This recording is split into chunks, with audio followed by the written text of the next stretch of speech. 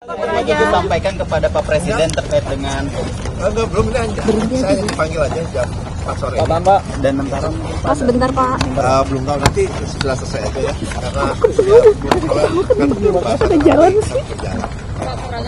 Orang ini berdampak kepada ini juga kita melihat, mengkaji semua situasi yang ada. Ya, dan ini kan pertemuan dengan Pak Presiden rutin terus kita berjalan. Ya, kita mengkaji pendapat mungkin dari segi investasi, ya, kemudian juga dari segi perekonomian, dari segi lainnya ya. Mungkin itulah. Upaya dari Danantara atau eskalasi terhadap adanya konflik itu apa mungkin dari?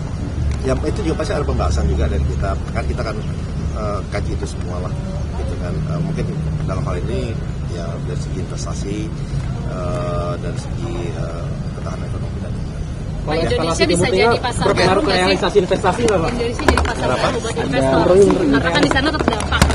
Jadi di sini membuka investasi baru di Indonesia jadi pasar baru.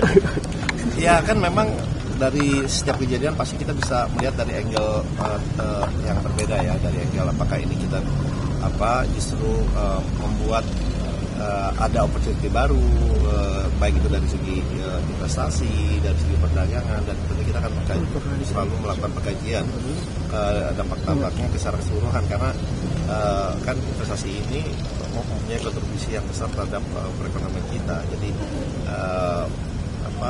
ya, setiap hari ketemu dengan Bapak Presiden, bersama dengan Kementerian Perekonomian, dengan MPU dan yang lain-lainnya, untuk terus melihat bagaimana kita ini selalu menjaga pertumbuhan kita juga menjaga ekspor, fiskal disiplin dan yang lain-lainnya.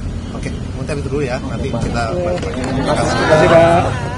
Astagfirullahaladzim, kenapa kau jauh?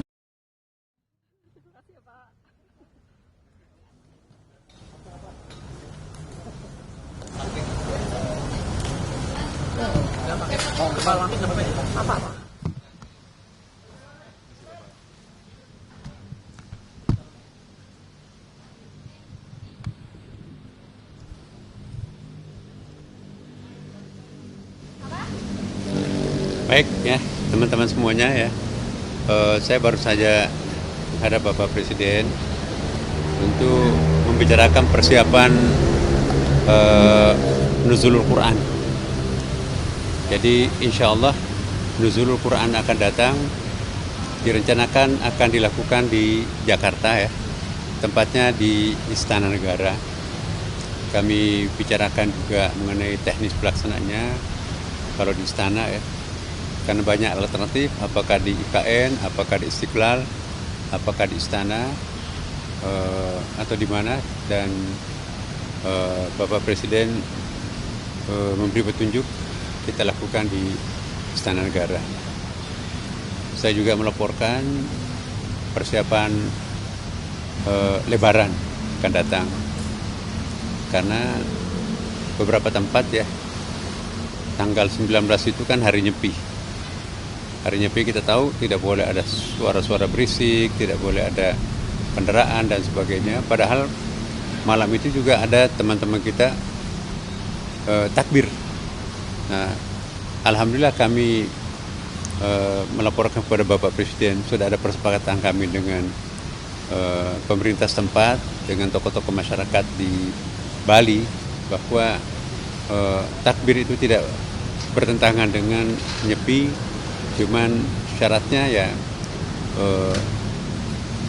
Nyepinya berjalan, tapi takbirnya juga berjalan, cuma tidak pakai sound system, dan dibatasi waktunya juga dari jam 6 sampai jam 9. Dan lebarannya pun juga ya, perbedaan itu kita terima sebagai satu hal yang biasa di Indonesia.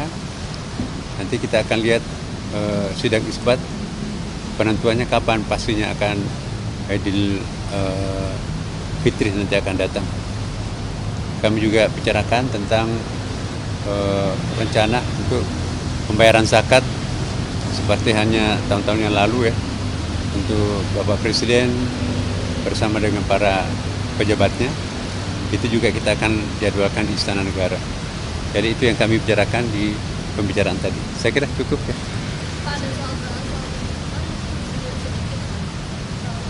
Ya belum, itu pada umumnya tema sentralnya itu. Oke, makasih deh. Prof, puasa sama ulama-ulama ya?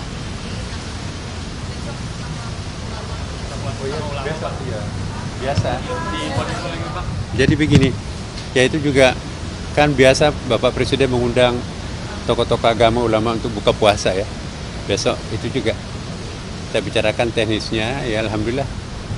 Nah, seperti biasa. Akan membahas soal desakan Ya. mundur dari BOP nggak?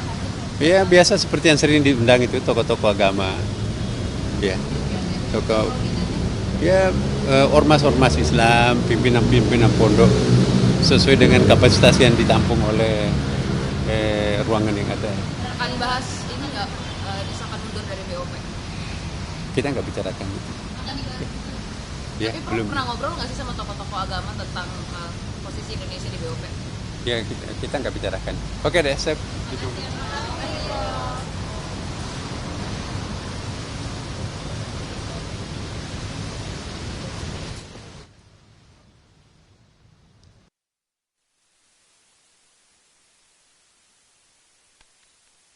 menindaklanjuti tadi malam secara teknis terkait dengan energi, dengan pangan dalam rangka menyongsong Hari Raya Idul Fitri. Dan baik saya maupun Pak Zul sudah menyampaikan kepada Bapak Presiden dari sektor energi maupun pangan terhadap harga-harga juga masih dalam kondisi yang terjangkau. Saya pikir hanya itu kok, melakukan cross check terbalik kali ya. Ada pesan khusus Pak dari Pak Presiden? Ya kita harus memantau semua perkembangan yang ada dalam kesiapan Lebaran, terutama menyangkut dengan energi ya, BBM nggak boleh ada langka, kemudian LPG, kemudian pangan juga yang tadi Pak Jul. Oke. Pangan tersedia, harga terjangkau dan nggak boleh naik. Udah. Ada mitigasi plan nggak sih Pak? Ada konflik Iran ini Pak? Mungkin nanti kalau misalnya dari impor pangan juga mungkin karena rupiahnya bisa bertambah segala macam. Aman, stok aman. Kan kita beras cukup, apa cukup ya? Sampai Makasih. berapa lama Pak stoknya? Perkiraannya 4 juta lebih dari cukup ya. Pak, mungkin untuk Untuk persepsi Pak masyarakat soal yang 20 hari biar masyarakat Ya, tidak pertegas kebingungan lagi, ini Pak. pertegas. Gini loh, saya sampaikan bahwa kemampuan daya tampung BBM kita sudah sejak lama hanya maksimal di 25 hari, maksimal.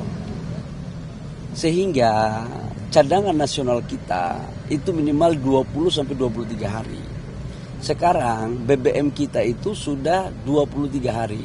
Jadi sudah di atas standar minimal cadangan nasional yang sebagaimana kelazimnya. Jadi kita nggak bisa katakanlah teman-teman menganggap harus Pak kita stok 60 hari. Mau isi taruh di mana? Oh, kita nggak punya storage. Makanya sekarang arahan Bapak Presiden segera kita membangun storage. Jadi bukan kita nggak punya cadangan untuk mengisi minyak, tapi sekarang mau taruh di mana? Inilah kekurangan kita. Tapi tidak usah kita saling menyalahkan siapa-siapa. Ini yang harus kita perbaiki. Dengan cara apa? Membangun storage agar cadangan kita bisa sampai dengan 3 bulan. Gimana? Targetnya Pak, mungkin menambah storage. Kemarin saya sudah jelaskan di teman-teman di media waktu di SDM, kita rencana salah satu alternatif terbaiknya di wilayah Sumatera. Ya, baik, makasih. Soal tambang Marrabe jadinya izinnya gimana ya Pak? Oh ya, saya nanti cek dirjen saya ya, karena kemarin kan saya baru pulang dari kunjungan ke luar negeri dan belum saya mengecek ke dirjen saya. Ya, nanti setelah saya cek dari dirjen saya baru saya akan menyampaikan kepada teman-teman. Kalau seberapa besar potensi ini sih? AS sama Iran ini udah mulai mengganggu ke pasokan energi, pasokan BBM di nasional. Kalau sampai dengan sekarang belum terganggu. Tapi ke depan kan pasti kalau perannya lama pasti akan berdampak. Itu udah pasti. Sampai dengan 1-2 bulan ke depan, insya Allah kita masih clear. Insya Allah nggak ada masalah.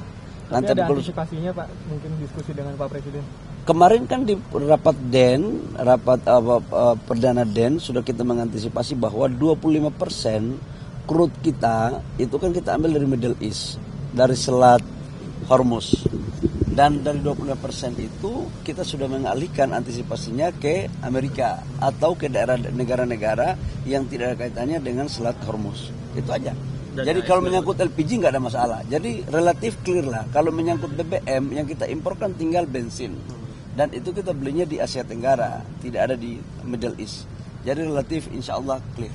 Ya. Oke Pak Bali. Makasih. Ada potensi pembicaraan ini nggak sih Pak? BBM Makasih ya. dinaikkan Pak?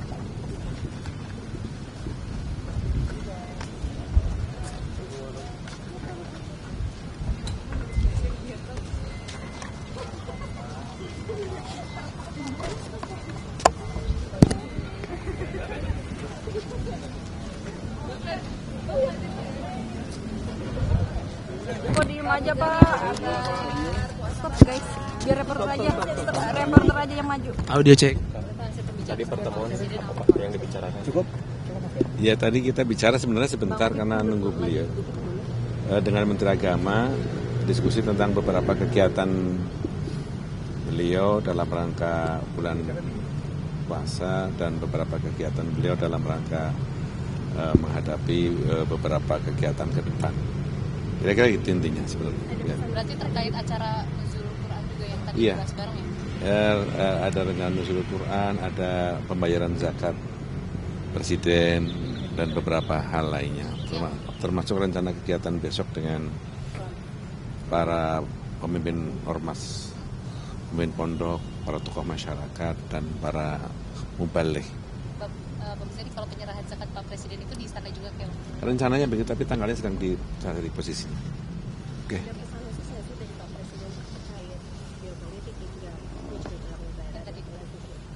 Pesan khusus dari Presiden supaya kita semua bangsa Indonesia menjaga persatuan, menjaga kekompakan, menjaga kebersamaan karena situasi global seperti sekarang ini memudahkan masyarakat berpikir menurut cara pandang masing-masing dan itu berpotensi untuk merusak keharmonisan kita, keakraban kita dan kekompakan kita dalam berbangsa dan bernegara. Karena itu Presiden selalu mengatakan bahwa apa yang dilakukannya adalah demi untuk bangsa dan negara, demi menjaga persatuan, demi menjaga keutuhan, demi NKRI, dan demi keutuhan Republik Indonesia. Itu juga yang disampaikan beliau tadi malam dalam kesempatan berdiskusi dengan para pemimpin bangsa. Pertemuan tadi malam saya kira menggambarkan pertemuan yang berjalan sangat akrab, sangat kekeluargaan, sesekali ada guyon-guyon, dan suasananya bagus sekali. Presiden menjelaskan tentang detail persoalan yang beliau pahami, yang beliau ketahui tentang perkembangan global. Kemudian hampir semua pemimpin itu menyampaikan pandangan dan ada yang bertanya, ada yang menyampaikan pandangan dari Presiden Jokowi, Presiden SBY, mantan Wakil Presiden JK, mantan Wakil Presiden Ma'ruf Amin, sama beberapa mantan Menteri Luar Negeri juga menyampaikan pandangan. Pandangan-pandangannya ada yang kritis, tajam, ada yang saran, ada yang pandangan-pandangan lebih merupakan pemikiran-pemikiran. Dan semua pandangan itu diterima oleh Presiden dengan baik.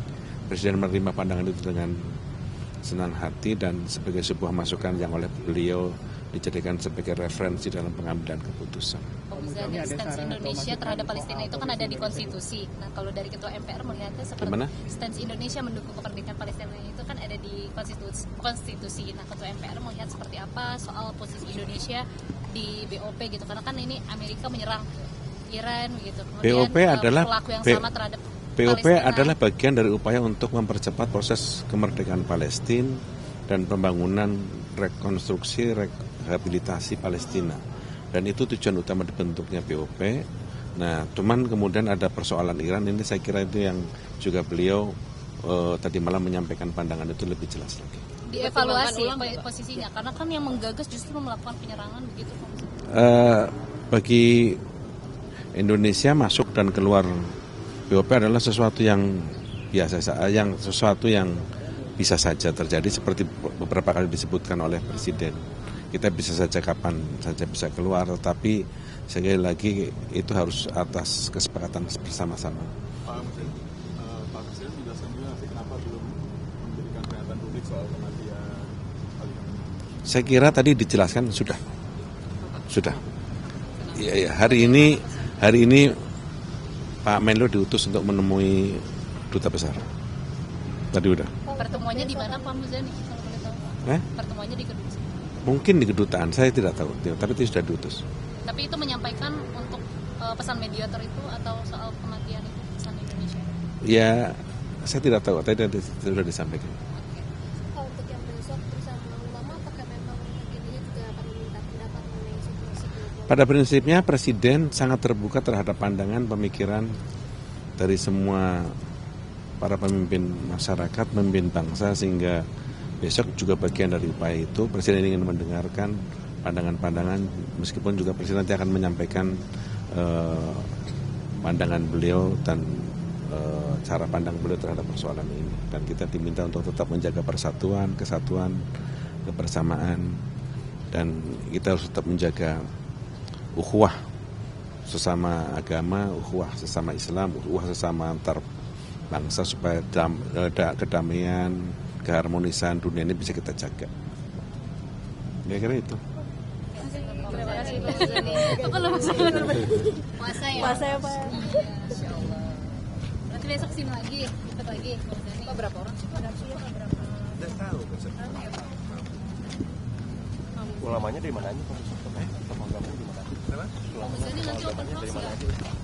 Besok saya nggak tahu, nanti kita lihat besok. Pak Muzani nanti open house Presiden. Aduh, masih lama open house. Belum. Buru-buru mau lebaran ini. Soal pokok-pokok. Buru lebaran ini. Sama, aku juga mau lebaran. Pak Muzani, soal pokok-pokok haluan negara itu perkembangannya seperti apa ya Pak? Tadi nggak membicarakan itu. Itu udah mulai ada pembahasan. Di internal MPR sudah selesai. Karena sebagai sebuah bahan itu sudah. Tapi intinya ya kita penguatan terhadap di PPHN itu penguatan terhadap haluan pembangunan yang berorientasi kepada kesatuan, pemerintahan presidensil dan demokratisasi. Berarti landasan hukumnya apa ya Pak? PPHN? Nah itu yang harus dicari kan, PPHN ini kan pandangan. Nah mau cantolannya nanti apakah jadi undang-undang, apakah jadi TAP MPR, apakah jadi apa sesuatu yang bisa mengikat, ya itu. Belum ada arahan dari Presiden? Belum. Tapi sebagai bahan, ini yang tahunan dibahas sudah kita terima bahan itu, sudah selesai di tingkat MPR, sudah selesai. Tinggal kita akan diskusikan dengan kepala negara kan tentang bahan ini. Isi-isi PPHN itu apa aja sih Pak? Ya tebal pokoknya udah. Lancar-lancar puasanya Pak.